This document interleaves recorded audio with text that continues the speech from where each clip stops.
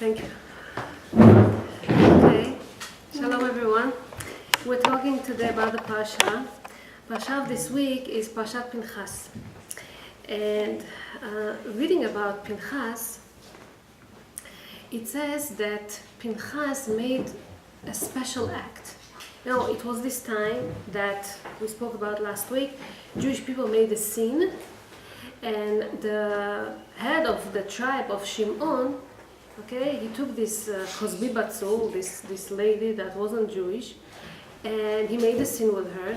And Moshe, in a way, didn't know what to do. He was shocked. He didn't know what to do. So Pinchas took an axe, okay, and he killed Zimri ben Salul, the Nasi of Shevet Shimon, the president of the tribe of Shimon. He killed him. And at that point, because Hashem was so upset that Jewish people made this sin, 24,000 people died because of that. It's a big, big number. And Pinchas, with his action, stopped that plague. Okay? So Hashem tells him, Pinchas, Hashiv et chamati ma'ad bnei Yisrael. I was so angry at them, and he turned over my anger. Bekanoi kenati, when he zealously avenged my vengeance, and because of him, I did not destroy the Jewish people. So, hineni noten lo et briti shalom. From now on, I give him a covenant of peace. Okay, we'll learn about this, what exactly it means. Let's try to explain what exactly it means. Let's say there was a king. He was walking, okay, in a road, and a group of people come towards him. Then one of the people in that group starts to scorn him, tell him not kind words. No, he's a king. He's supposed to have respect, and instead he insults him. So the king got very upset, and he wanted to kill the whole group because of him. So one man comes out, and he kills him or punishes him, and so the anger of this king came down, right? And this is when the king he didn't want to kill them anymore, he didn't need to kill them anymore, because somebody took an action, somebody cared about the king's respect. That's exactly what happens with Pinchas. So, when it's interesting to see that when the tribes, all the people saw this action of Pinchas, how did they react to it? Instead of saying, oh, thank you, because of you, Hashem is not angry at us, or what do we see? We see, Haraitem ben puti ze. Did you see this person? Pinchas got married with the daughter of Yitro. Yitro wasn't Jewish, right? Yeah. And Yitro היה מפתם עגלים לעבודה זרה. He would fattening calves to עבודה זרה, to worship idols. That's what he used to do before he came closer to Judaism. And so he said, he has a Jewish mind, he has a Gentile, he's not Jewish in himself, and this is why he took action, he killed somebody. Instead of saying thank you for him, that he made a great action, people laughed at him, people made fun of him. Sometimes it's very hard to be a leader, because everything he'll do, people will criticize him. It's not easy. They will judge him, right? And we will be ungrateful for whatever he does, as much as he tries to help or whatever. Okay, we'll come to this later. But Hashem, how does Hashem react to this kind of act? Hashem tells him, Hineni noten li et briti shalom. Because he made peace between me and the Jewish people in this world, in the future, he is going to be Eliyahu Hanavi. Eliyahu Hanavi is an angel that comes, and he is going to be the messenger that will bring the Mashiach. Like it says, הנני שולח לכם את אליהו הנביא, וישיב לב אבות על בנים ולבנים על אבותם, okay? Another interesting thing it says, I'll put peace inside his body. What exactly it means? Every body has four main essentials. The body is made from sand, from fire, from water, and from air. As long as all these elements, they live in peace with each other, so a person is healthy, he's okay, he could live long life. But when one of them tries to overcome the other, tries to gain more, tries to rule or control the others, this is when the person becomes sick and he doesn't feel well. So Hashem here promises here that there will always be unity in his body, peace in his body, and he will live forever. And this is what we know. He became Eliyahu, and Eliyahu never died. Eliyahu lives forever. It says that Hashem, we know that he knows exactly where this action came from exactly. What Pinchas was really thinking as he was doing it. Was he thinking about his faith? Was he thinking about any other thing? So we know that Pinchas did it bemet l'shem shamayim. He saw that it's not right the way it's done. And even though in all his generation, all his people that lived there thought that they made fun of him, but he took action. He took this sword and he killed that person. Let's try to explain it. I want to explain you a little bit now about Eliyahu. Okay? We mentioned last week about Chiel Bet Eli that was trying to rebuild the city of Jericho after Yehoshua didn't let. He cursed whoever is going to build Jericho. He said it's not allowed and people shouldn't do it. But he wanted to do it, and he did it. His 7 children, lo alenu, died. 7 of them. And then, to the Shiv'ah of the 7th boy, comes Eliyahu to give condolences. And King Achav was there. And Achav is asking Eliyahu, in a very not respected way, who's more important, Moshe or Yehoshua? He says, of course Moshe. Moshe is the leader. Yehoshua was his student. He says, so how come in the Torah of Moshe it says that whenever you're going to live in Israel, which we are now, right? It says, if you're going to listen to my mitzvot, if you're going to obey, I'll give you rain, I'll give you bless, I'll give you whatever you need. But if you are not going to give me these things, this is when I will prevent rain, and it's going to be very hard for you. There is no avodah zarah, tells him Achav, that I didn't worship. I did all the sins. I did whatever I want. When I go to wars, I succeed. I have so much bless. Rain keeps coming. The earth, the land is fruitful. Everything's okay. Where is this curse of Moshe or Hashem? But from the other side, it tells him, Yehoshua cursed whoever is going to rebuild Jericho. And see, he's cursed, it came true. All 3 children have died. What do you say about that? So who is more important, Moshe or Yehoshua? Eliyahu felt so upset from the fact that he spoke so disrespectful about Moshe Rabbeinu. He tells him, you know something? You're saying this in this kind of insulting words towards Moshe, that I announced to you that from now on there will be drought in Israel. There won't be any rain because you spoke so not nicely. So, Bemet, that's what happened. For 3 years, there was no rain at all in Israel. You have to understand, the key of, there's 3 main keys in heaven. Keys for rain, and Hashem keeps it within himself. Key of rain, key of life. Hashem decides who's going to live, who's going to die. And key of children, who's going to have children and at what time. Hashem gave this key to Eliyahu underneath. He says, okay, you said something, you're going to take care of it. So, in a way, Eliyahu holds this key in his hand. All over Israel, people are suffering.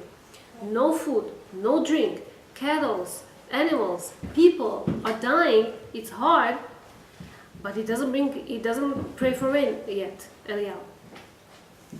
And then 3 years later, there was this big miracle that Eliyahu does in Mount Carmel. Right? We mentioned it a little bit last week. So, there were 450 prophets of the Baal. Baal is idol. People believed in this. And they say that their God is the right God. So Eliyahu offers them, okay, you're going to come on Mount Carmel, and me too. You're going to make a sacrifice and see who exactly, Hashem will, God will accept his sacrifice. They're praying the whole day, and the whole day they're praying, Baal Aneinu, our God, Baal, please listen to us, bring fire, accept these sacrifices that we have on this altar, and nothing happens. No fire, no nothing. They even had this shiur that came underneath to if fire won't come from heaven, he is going to put this underneath, with coal, with fire, but he died, nothing happened. He had a snake that beat him over there on the spot. And then Eliyahu, towards night, he prays to Hashem, Hashem, please make a Kiddush Hashem, make a big miracle so that everybody would see that you are the Hashem, that you are the God. And at the moment that he prayed that, a fire came from heaven and accepted this sacrifice. Everybody is like, Hashem wa Elokim, Hashem is the God. Now I understand Hashem is God. At that moment, because it was Et Ratzon is a special moment when Hashem listens. This is when Eliyahu also prayed, Hashem, please bring rain also. Rain started to come. Okay, so Eliyahu goes, he kills all these 450 prophets of the Baal. But then he had to run away. Izebel, the wife of Achab, heard what he did, and she wants to kill him. So he runs away to the desert. What happens now as he runs to the desert? Eliyahu made a big miracle. Okay? He runs to the desert, and what he feels, it says that he feels that he is despaired, he is defeated, he is sad, he's upset. Why is he upset? He says, I'm all alone. The Jewish people left you, Hashem, he says. They don't care about you. Even though I did this big miracle, I'm still chased by this Izebel. They're still, even though the Baal didn't really help them, they still believe in another 101 other idols. And the Jewish people forsake you. They forgot about you. They don't care about you. They forgot about this covenant between you and them. He gets so much frustrated. And this is a frustration of every leader, because it is hard. They try so much, and it's kind of hard that the people do not follow. It's very hard. So he's there. And then Malach wakes him up and he tells him, eat something. Because you're not going to eat for a long time now. He eats something. It says ugat ratzafim. There's an explanation what exactly he eats. We won't get into it. And then for 40 days and 40 nights, he doesn't eat anything. Reminds you something? Moshe Rabbeinu also didn't eat for 40 days and 40 nights, and he gets to Har Choreb. Where is Har Choreb? Mount Sinai. Exactly like Moshe Rabbeinu, exactly where he was. So he gets over there, and he gets to a place that it's called Nikrat Hatzur. Tzur is a rock, a solid, big rock. Nikrat Hatzur was the same place that Moshe Rabbeinu was there after the Jewish people sinned in the biggest sin. What was the biggest sin that they sinned? The golden calf, Egel HaZahav. and Hashem wants to destroy them. Hashem is so upset at them. Hashem wants to punish them. And Moshe Rabbeinu comes and he prays to Hashem. Hashem, please, please, please, please, don't. I don't want you to do anything bad to them. You have to understand them. You have to do this. And he defends them so much. And Hashem reveals himself over there to Moshe Rabbeinu in this Nikrat Hatzor, in this place. And he showed, he told him, he revealed himself in a way to Moshe Rabbeinu at that moment. It says that Moshe feels that it is et ratzon, is a good timing. Hashem is willing to forgive them. And he tells them, so how can I find favor in you? How can I, if you really like me, Moshe tells him, please tell me, what can we do so that you're going to forgive us? And Hashem tells him there all the 13 attributes of Hashem, all the way that He is merciful. Hashem, kel, rachum, v'chanun, erech apayim, v'rav chesed v'emet, notza chesed la'agafim, notza avon, v'afeshe, v'chata'a, v'nakeh. Hashem tells him in 13th way how He is merciful, how He cares about the Jewish people. And then I would like to stop here and come back to Eliyahu.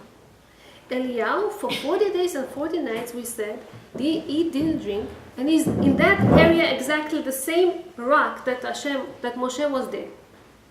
And he's still holding grudge.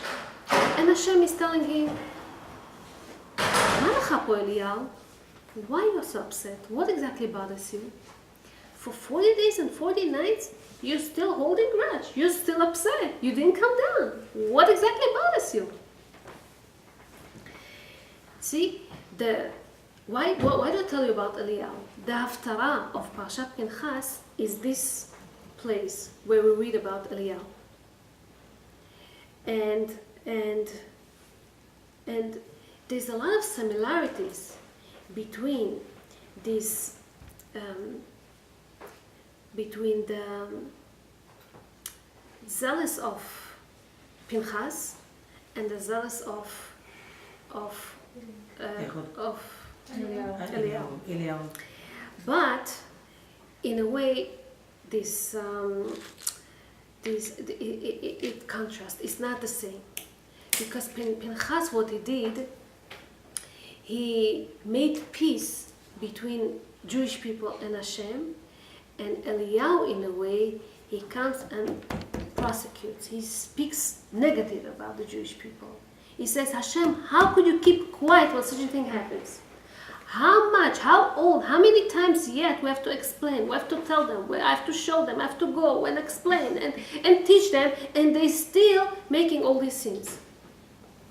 So Hashem is telling him something like that. Okay, Hashem wants him basically to look at them in a good eye, not in a bad eye, in a positive way of thinking, not in a negative way of thinking.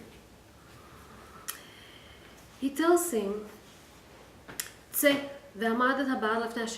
get out, and I want you to stand next to the mountain. And as he stands over there, Hashem reveals himself, shows Eliyahu, teaches him a lesson. That there is a big wind all of a sudden comes, mefarek harim, smashing mountains, meshaber slaim, breaking rocks, lifnei Hashem. Big wind, like a hurricane comes. When a hurricane comes, what exactly happens? It destroys everything. In a way, changes reality, right? So it looks very strong, changing reality. It looks like a hurricane or a strong wind can make a big difference, can change people's minds, like in one moment, what exactly happens? Look at this. And Hashem tells him, Lo beruach Hashem. I don't reveal myself in this big wind. There are 4 qualities in people The Rabbanel explains something like that. There are these people that whenever they get angry, they take action. They must do something. They cannot sit quiet. They cannot stay still. And this is this ruach gedolah, big wind, mefarekarim, that destroys mountains, meshabas leim, breaks all these rocks. Okay, this person does action after he gets upset. But Hashem tells him, Lo baruch Hashem, I don't like this kind of actions. When people get angry and they act because they're angry. Okay, so this is not where Hashem puts his presence, his shekhinah in. Acharei haruach, rash. After the wind passes, there's a noise. What is this noise? So some explain here, a big earthquake comes. What happens when a big earthquake comes? The noise is so strong, people are so frightened, and it also makes big difference. It also in a way changes reality. Whatever was before, it's not now. So, and it sounds very frightening, and Hashem tells him, Lo barash Hashem. Hashem is not revealing himself in this noise. Then comes Esh, fire comes. And Hashem tells him, Lo ba'esh Hashem. Not in fire also. Sometimes people, when they're angry, they don't show it to others. It kills them from the inside. The fire burns them. They get upset. They get angry. But they kind of hold themselves and they don't show it exactly.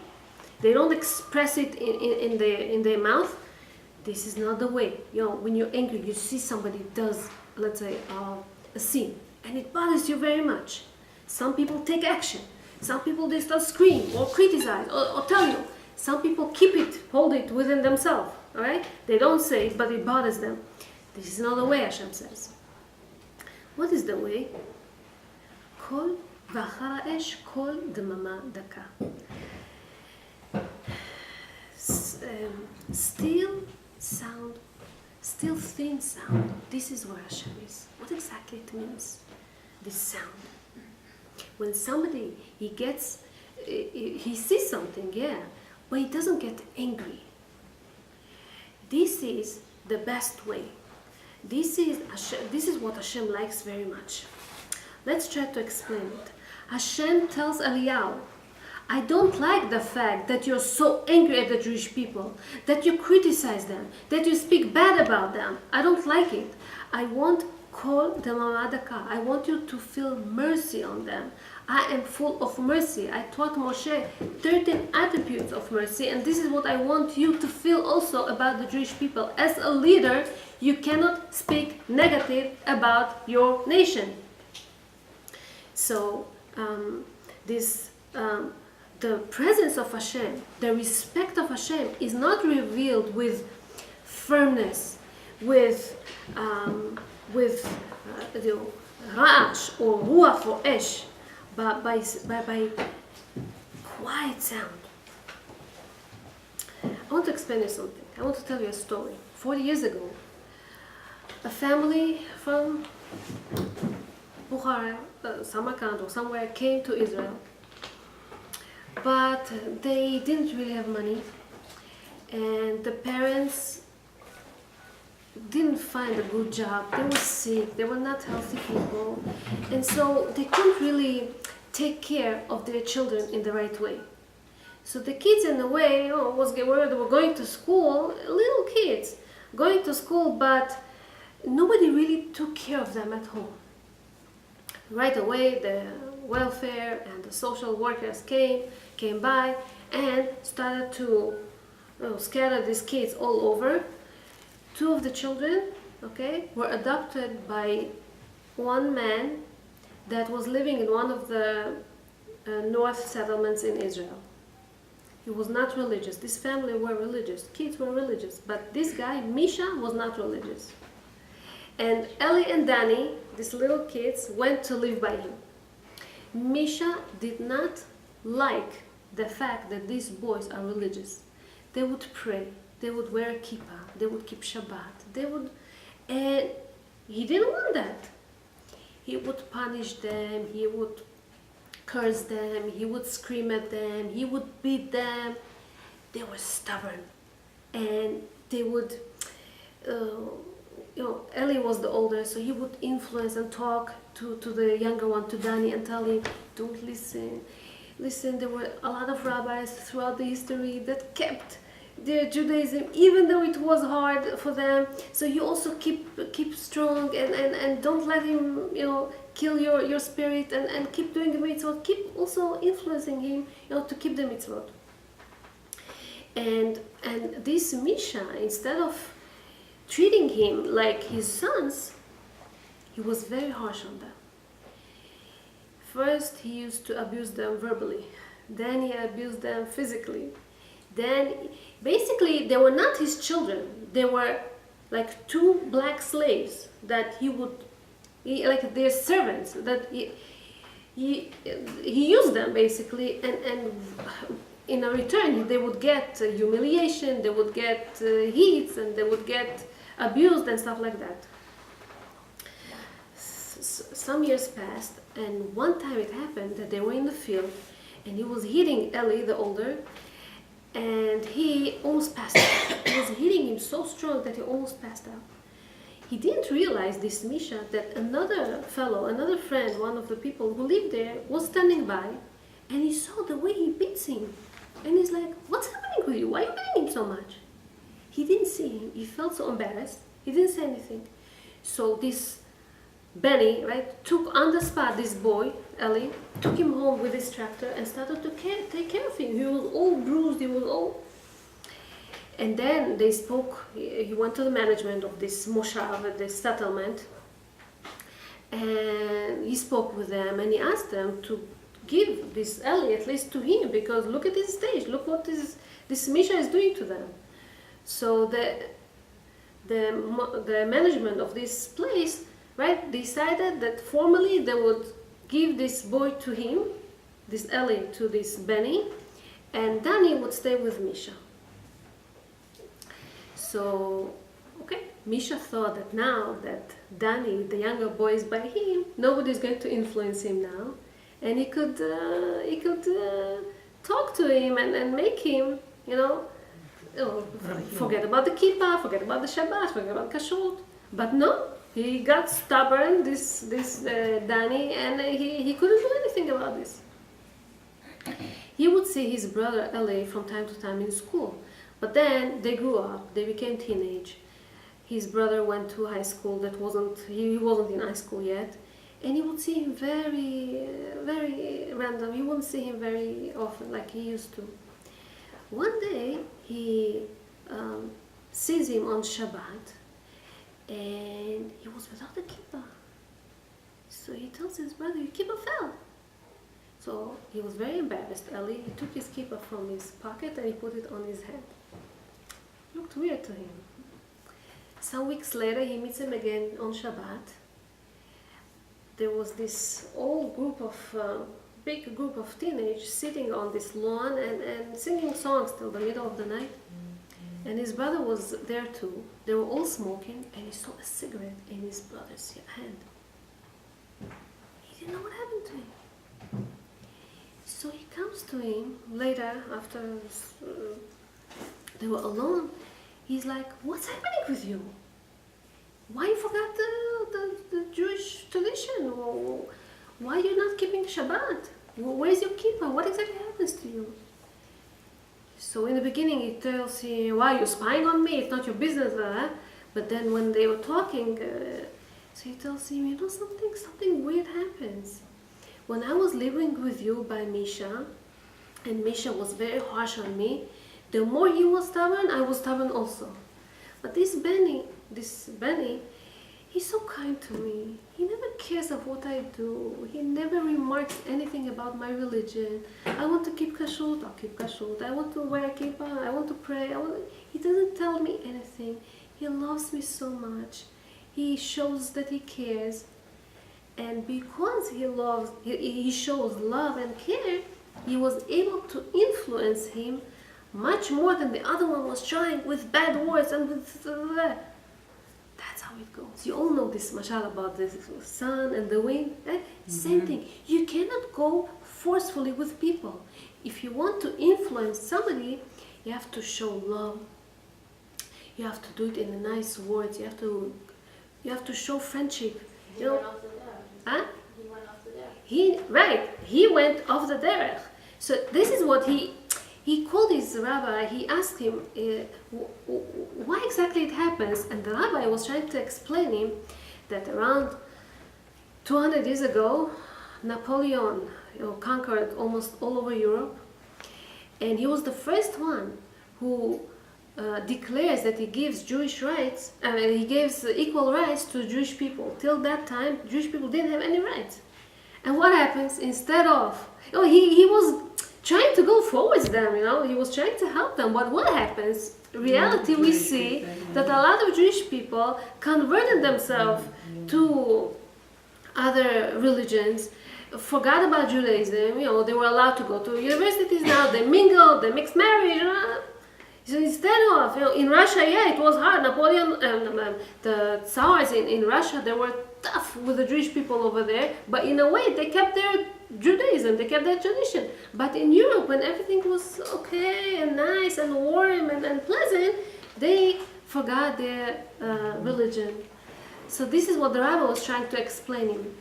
I don't say that what Benny did was right. I just say that that's what happened. This is what the rabbi was trying to explain him, that because the first one was harsh with them, they were trying to be stubborn also. I'm giving this you as advice. If you want to influence somebody, you do it even. It happens, kids, when they become teenage, they want to test you, or they feel cool about cool off, I would say, about religion sometimes, about tefillah, about tzniut, about this. Don't start screaming at them. Don't start telling all kind of bad words or threaten. You're going to be like you're not. This is not the way to influence them. This is not the way to approach. Show friendship. I don't say be friends with them, but show love, show that you care. And when you show that you care, it's a different approach. It's much better approach than the first one. So this is what Hashem tried to explain Eliyahu. He tries to tell him that when you're negative, when you think negative, nothing good is going to come out of this. Think positive. How do we see that Hashem reveals himself in Kol Dmama Daka, in this silence? So in Bachot it says that Rav Sheshet, he was a blind man. And he went to a place that's called Mechoza, and over there people came out to greet a king. A king would pass by and people came to greet this king. So there was this tzedaki over there, a wicked man, and he was making fun of this Rav Sheshet. He tells us like that. When you have a full jar, when it's complete, when it's without any holes, right? This is when people take them to the river and take the water, right, with this. But when you're a broken utensil, when you're a broken jar, right, where exactly do you go? Meaning, he tells him, you are a blind person. We are going to greet the king. We're going to see him. You're not going to see him. Why are you coming to greet him at all? That's how he tells him. So Rav Sheshet tells him, you'll see, I know better than you. Even though I'm a blind man, I know better than you exactly when the king comes. So when the hour of the king is coming by, we know that there's a big sound as the king comes. First, there's the first battalion. So they come out, they make a lot of noise, they go with their swords or with their guns, or they march, and they make noise. So this tzedaki tells him, the king is coming. Sheshet says, no, the king is not coming yet. First battalion passed. Second battalion comes. Again, they make noise, ringing, sounds, this and that. And the Tzedaki says, the king is coming. He says, no, the king is not coming. Whenever there was quiet, this is when Sheshet says, the king is approaching. And it says that when the king was next to him, he bowed down and he made this bracha that you say when the king is there. The Tzedaki is like, how did you know? It says that the kingship of earth is exactly the kingship of heaven. It says about Hashem, לא ברעש השם, לא באש ולא ברוח, רק בקול דממה דקה. And this is how we know when king goes, all of a sudden there's a quiet. Why? They respect him. When you respect somebody, you don't make a noise. You keep still. You keep quiet. Right? This is Kvod Hashem. And so, okay, so Hashem shows it to Moshe. And again he asking him, מה לך פה אליהו? Again he starts to explain him that he's so upset. Jewish people forsake him and they don't care about the covenant with Hashem and this and that. And when he answers back the same answer, Hashem sees that he cannot be prophet anymore. He tells him, you know something? Go and make Elisha the prophet because you finish with your prophecy. I cannot accept you being a prophet when you're criticizing, when you're speaking against the Jewish people. It doesn't go. You cannot be a prophet this way. I want to explain you something. I started to explain that after the golden calf, Moshe meets Hashem in this Nikrat Hatzor, the same place that Eliyahu is standing now, and he asks for forgiveness. He asks him, Hashem, Har'eni na'et kvodecha, and Hashem tells him, you can't really see me, but as I pass by, you will see my back. And Rashi explains what exactly, in Masechet Brachot it says, what exactly did Hashem show him? Hashem showed him a knot of a tefillin that people put in the back, kesher of tefillin. What exactly is this knot of, why did Hashem show him, where Hashem puts tefillin, how exactly it goes? It's interesting, it says, in our tefillin, there's a parsha of Shema, נכון? ואהבת את השם אלוקיך, you should love Hashem with all your heart, בכל לבבך, בכל נפשך, בכל מאודיך. And in